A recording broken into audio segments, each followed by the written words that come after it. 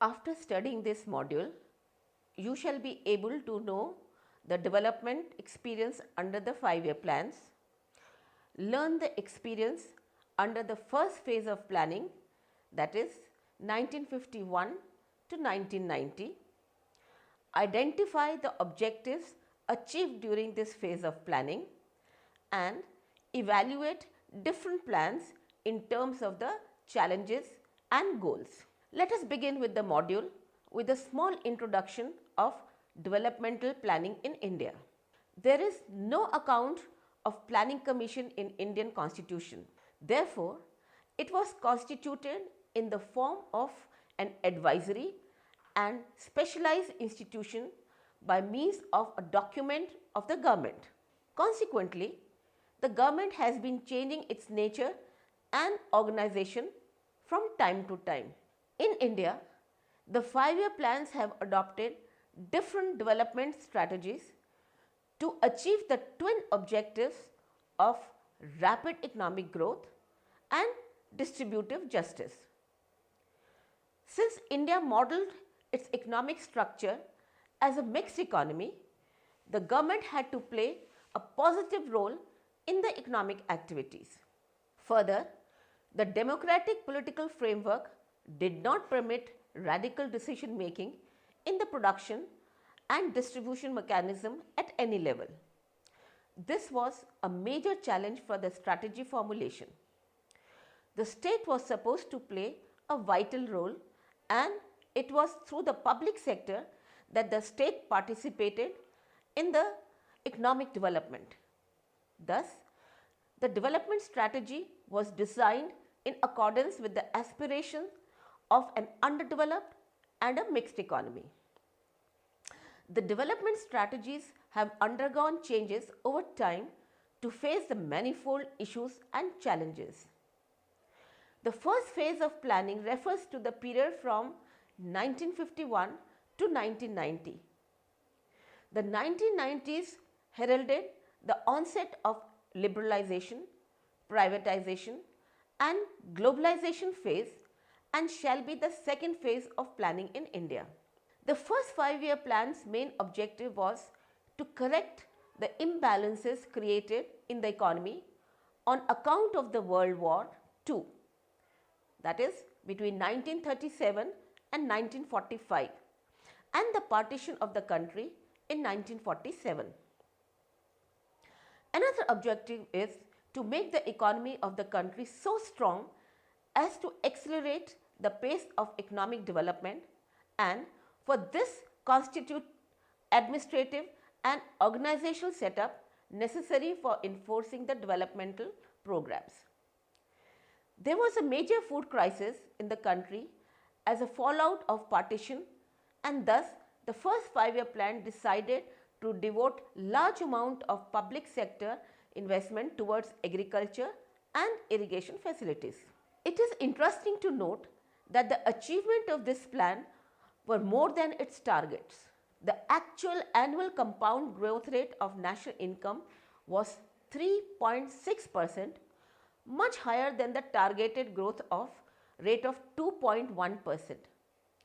The per capita income growth rate was 1.8% and incremental capital output ratio was 2.95 during this plan.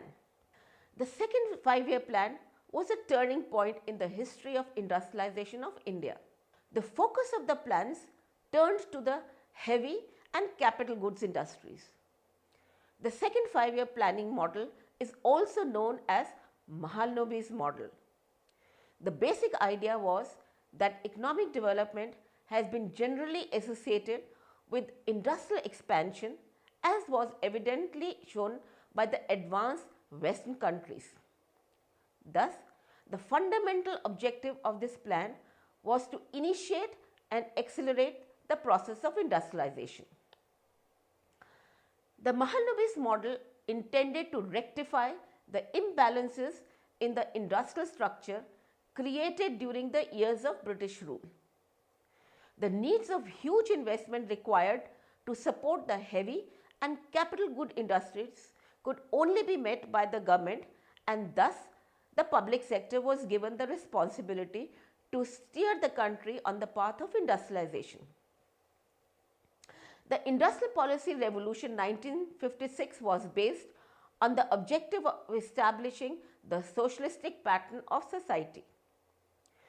It laid emphasis on industrialization, increased production of iron and steel, heavy chemicals including nitrogenous fertilizers, and development of heavy engineering and machine building industry. The Mahalanobis led to import substitution pattern of growth and an inward looking model of development where domestic production of goods to replace imports was intended. The objective of self-reliance and all-round development required not only huge investment but also formulation of policies which supported high quotas, tariffs, duties, that is protectionism.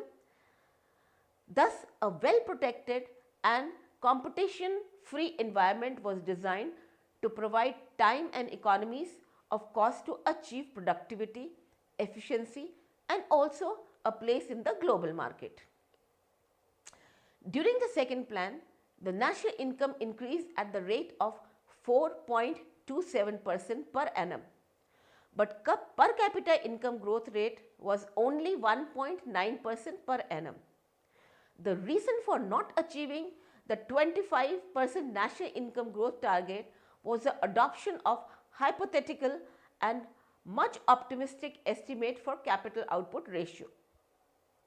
Mahalanobis model gave this ratio as 2:1, but in practice it was estimated to be 3:40:1. During the second plan, 24% of the total outlay was mobilized as foreign assistance. This plan was severely hindered by the rising inflation rate in the economy. During this plan, price level increased by 30% against a decline of 13% during the first plan. The third 5-year plan also continued with the Mahalanobis model of achieving growth through industrialization. The basic aim of this plan was to push the economy up to the takeoff stage of development. It also aimed to attain self-sufficiency in food grains and to increase the agriculture production to suffice the requirement of export and industry. A target of 6% and 14% annual growth rate was fixed for food grains and industrial production respectively. But this plan could ensure only 2% annual growth rate in food grain production. The actual growth rate of per capita income was only 0.2% per annum. This plan was ill-fated plan as India faced 2 wars with China in 1962 and Pakistan in 1965. Besides, India also faced drought in 1965-66, which resulted into a decline of 4.7% in national income in 1966-67. Thus, the first 3 5-year plans saw the industrial sector growth at a high rate of 8 to 10% per annum. The industrial growth rate was substantial for a newly independent country which was devastated by years of colonial rule. This period saw the setting up of the huge steel plants, power plants, dams, heavy electricals and so on. The Mahalanobis model based planning definitely gave the country a high growth rate and rapid industrial development, but it fell short with regard to tackling the major problems of poverty, unemployment and inequality. It neglected the possibility of export-led growth.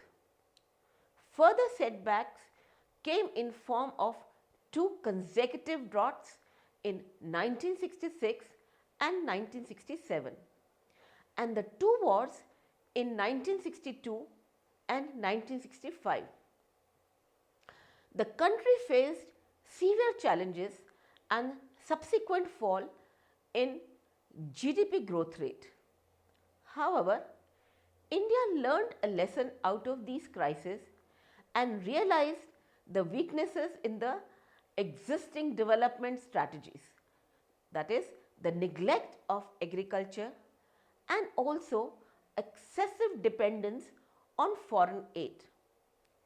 Consequently, the strategy of planning was revised and greater stress on technological development in agriculture and also the need for self-reliance, that is, reducing dependence on foreign, was prioritized in the subsequent plans. However, due to the unfortunate failure of the third plan, the production in various sectors of the economy became stagnant. In 1966, the government of India declared the devaluation of rupees with a view to increase the export of the country. However, favorable results could not be obtained. Under these circumstances, the fourth plan was postponed for some time and 3 annual plans were implemented during the period from 1966 to 1969. Some economists also refer this period as a period of plan holiday because no regular planning was done during this period. Fourth five-year plan started from 1969. This plan laid stress on the objective of self-reliance and also was the phase of green revolution, heralding a new chapter in the history of agriculture in India. This plan, that is 1969 to 1974, tried to consolidate the position on the food front and by laying the foundation of future export potentialities. During the fourth plan, the annual growth rate of national income was only 3.8%, which was much lower than the target. Food grains production could increase at a growth rate of 2.7% per annum. The annual growth rate in the industrial production was only 4% per annum, which again remained below the target. The fifth five-year plan, that is 1974 to 1979, was essentially a shift from earlier strategy of only growth to growth with social justice or growth with redistribution. The first 3 plans had focused on growth with the belief that the increase in growth rate would have a trickle-down effect, and in the long run, even the poorest of the poor would gain. However, nothing of this sort happened, even after so many years of planning. Thus, a need to re-strategize was the need of the hour. The eradication of poverty through various anti-poverty programs was launched to achieve the objective of poverty eradication. This plan also gave high priority to bringing inflation under control and to achieving stability in economic situation. The period of 1979 to 1980 was again a period of annual plans. The sixth plan was to start in 1979 but could not due to the fall of Janta government. The sixth plan was set up in 1980 and after the setting up of the new government by Mrs. Indira Gandhi. The sixth plan continued with focus on poverty eradication. This plan was named as the rolling plan. The main objective of the sixth plan was to ensure sufficient growth in the rate of economic development, improvement in efficiency related to utilization of resources and increase the production. The target growth rate for the sixth five-year plan was 5.2% per annum, but the actual attained growth rate was 5.3% per annum. In the food grains production, growth rate was 7%, but the actual growth rate was 5.5%. The increase in per capita income was nearly 3.1% per annum. The seventh plan, that is 1985 to 1990, was introduced after the country had enjoyed a GDP growth rate of 5.4% during the sixth plan. The seventh plan focus was on productivity enhancing measures and also on energy efficiency goals. The plan emphasized on policies and programs which would lead to an increase in food grains production, increased employment opportunities and productivity. There was a shift from massive investment in new industries to productivity and efficiency enhancing measures in the existing ones. Several projects emphasizing an energy requirement were taken up. Thus, the four key objectives of this plan were growth, modernization, self-reliance and social justice. The target growth rate for this plan was 5% per annum. However, during the plan period, the actual growth rate of national income was estimated to be 5.9%. The growth rate of per capita income was 3.7%. In some areas, the growth rates were lower than the targeted growth rates, but in the main areas, the absolute growth rate was satisfactory. Let us now assess the first phase of development planning in India. The first five plan could fulfill the objectives of a newly independent country which had to face the challenges of partition, the problem of refugees and the inadequate food supplies. The success of plan was greatly facilitated by favorable monsoons and of course strategic policy making. The Mahalanobis heavy and capital goods investment strategy formulated during the second five-year plan became the cornerstone of the five-year plans for so many years. The Nehru-Mahalanobis model was based on long-term development goals.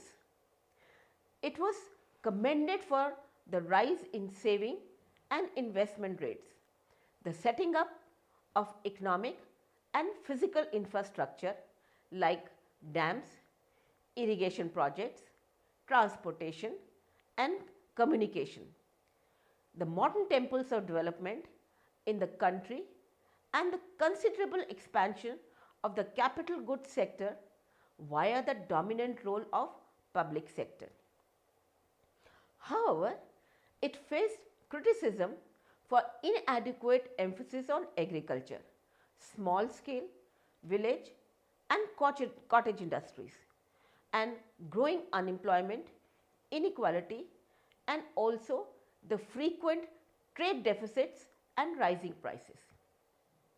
The third plan suffered on account of severe famine and also the two wars.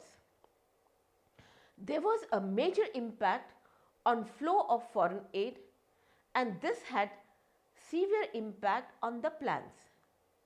The fourth plan aimed to achieve an economic growth rate of 5.5% and self-reliance.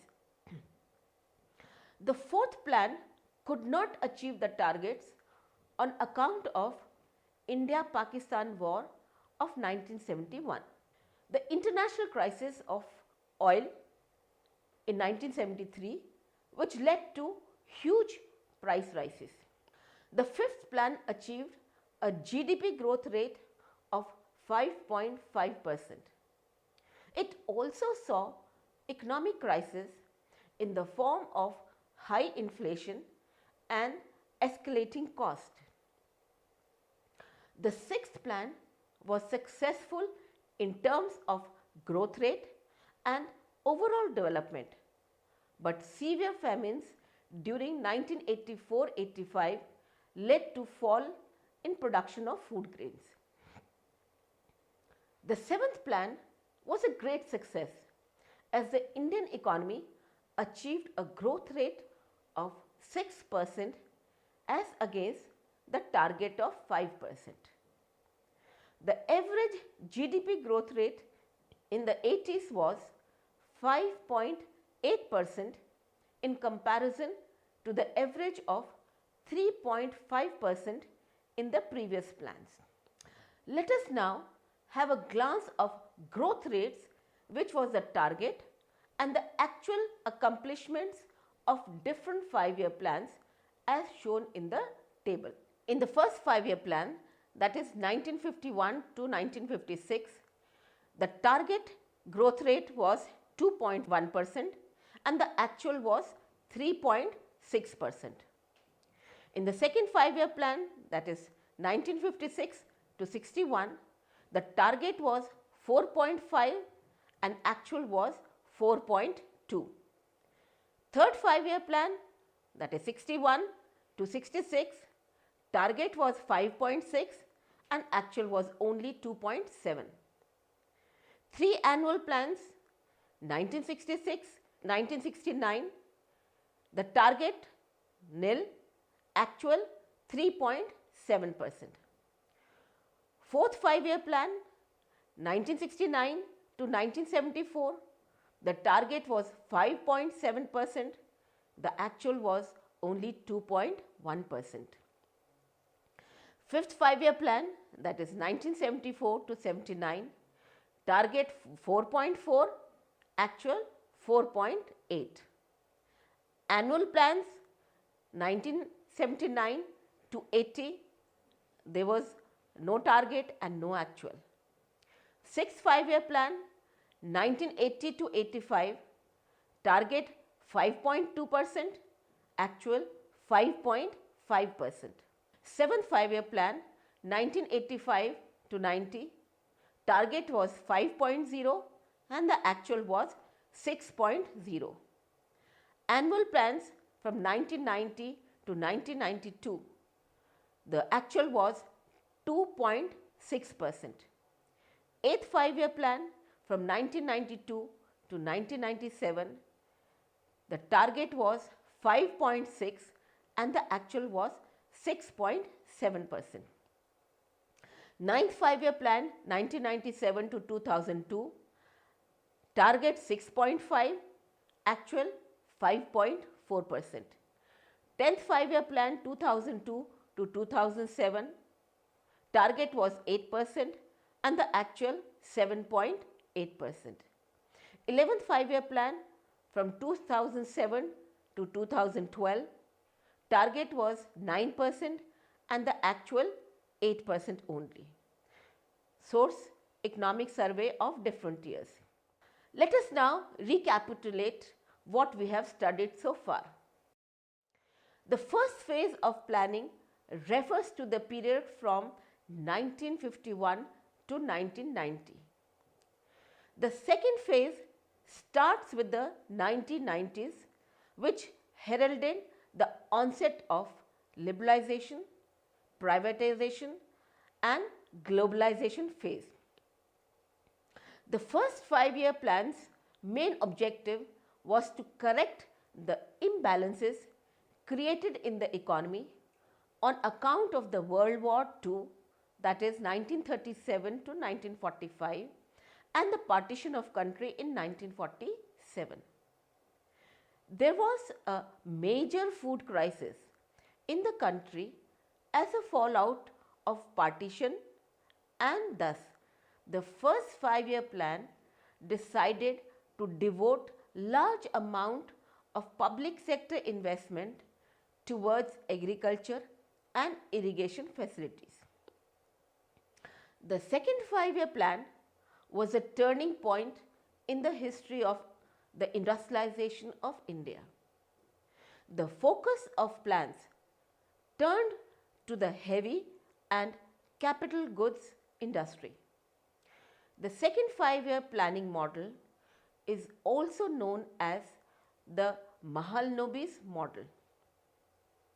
The basic idea was that economic development has been generally associated with industrial expansion, as was evidently shown by the advanced Western countries. The third 5-year plan also continued with the Mahalanobis model of achieving growth through industrialization. This period saw the setting up of the huge steel plants, power plants, dams, heavy electrical, and so on. The Mahalanobis model based planning definitely gave the country a high growth rate and rapid industrial development, but it fell short with regard to tackling the major problems of poverty, unemployment, and inequality. It neglected the possibility of export-led growth. Further setbacks came in form of 2 consecutive droughts in 1966 and 67 and 2 wars in 1962 and 1965. The country faced severe challenges and subsequent fall in GDP growth rate. However, India learned a lesson out of these crises and realized the weaknesses in the existing development strategies, that is, the neglect of agriculture and also excessive dependence on foreign aid. Consequently, the strategy of planning was revised and greater stress on technological development in agriculture and also the need for self-reliance, that is, reducing dependence on foreign countries, was prioritized in subsequent plans. The fourth 5-year plan laid stress on the objective of self-reliance and also was the phase of Green Revolution, heralding a new chapter in the history of agriculture in India. Though there were annual plans from 1966 to 1969 for 3 years, the fourth plan, 1969 to 74, tried to consolidate the position on food front and by laying the foundation for future export potentialities. The fifth 5-year plan, 1974 to 79, was essentially a shift from earlier strategy of only growth to growth with social justice or growth with redistribution. The first 3 plans had focused on growth in capital, let us, with the belief that the increase in growth rate would have a trickle down effect, and in the long run even the poorest of the poor would gain. However, nothing of this sort happened even after so many years of planning. Thus, a need to re-strategize was the need of the hour. The eradication of poverty through various anti-poverty programs was launched to achieve the objective of poverty eradication. The period 1979 to 1980 was again a period of annual plans. The sixth plan was to start in 1979 but could not due to the fall of Janata government. The sixth plan was set up in 1980 after the setting up of the new government by Mrs. Indira Gandhi. The sixth plan continued with focus on poverty eradication.